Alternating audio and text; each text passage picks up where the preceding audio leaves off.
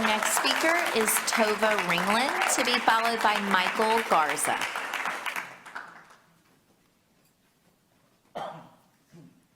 My name's Tova, and I'm speaking as a special needs mom.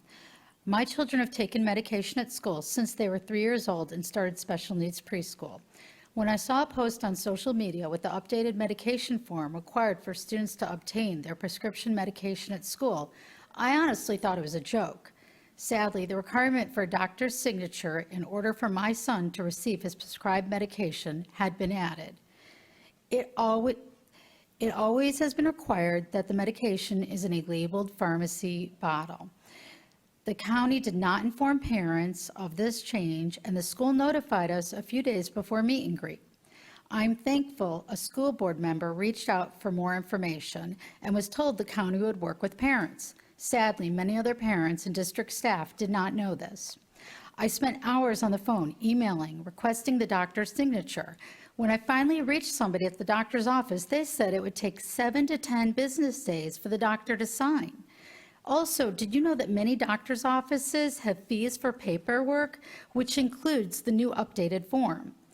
Is there a new state law requiring a doctor to write a prescription and a pharmacy to fill the prescription, and now for parents like me to go through this extra hurdle to get an additional signature stating that the doctor has prescribed the medication that's already in the labeled prescription bottle? On a different note, I remain concerned about the events that unfolded last 30 year seconds. at the September board meeting. I've seen pictures and video that have matched my recollection of a peaceful public speaker line. I remain disappointed that no one took ownership of the decision that put me in danger and caused others to be hurt. Thank you. Our next speaker is Michael Garza, to be followed by Jennifer Sesko.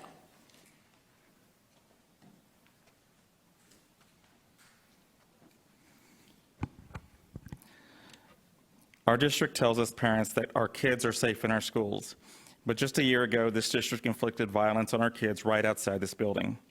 Since then, we have learned that our chief strategy officer is actively monitoring our children who say things critical of district leadership, that our director of marketing violated federal and state law in releasing confidential student records to the press, that leadership that pretends to care about content in books learned that its own employees made lewd and obscene comments about our children and did nothing.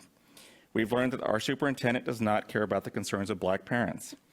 After the shooting at McEachern, he not only did not show up for the town halls attended by hundreds of community members, but he also chastised them within the safe confines of this building for daring to question Cobb's safety procedures. Because in his mind, Cobb is never, ever wrong. And because this district is never wrong, we saw their social media team blast parents of children with developmental disabilities after those parents had the gall to speak up about discrimination at their graduation. Parents with children that have IEPs see this daily, when it has taken you months or even years to get services for your children. It certainly doesn't help that our super still, in the year 2024, calls special education classes the SO classes. And then there is our chair. You have all seen his conversations with himself in those Just the Facts political ads you receive. If he had actual talks with 30 parents, seconds. he'd know we are concerned about the presence of guns in our schools, not to kill a mockingbird in our libraries. We parents are tired of you politicizing our kids' education to remain in power. The superset actions have consequences. I hope you all learn that lesson when we fire you in November. Our next speaker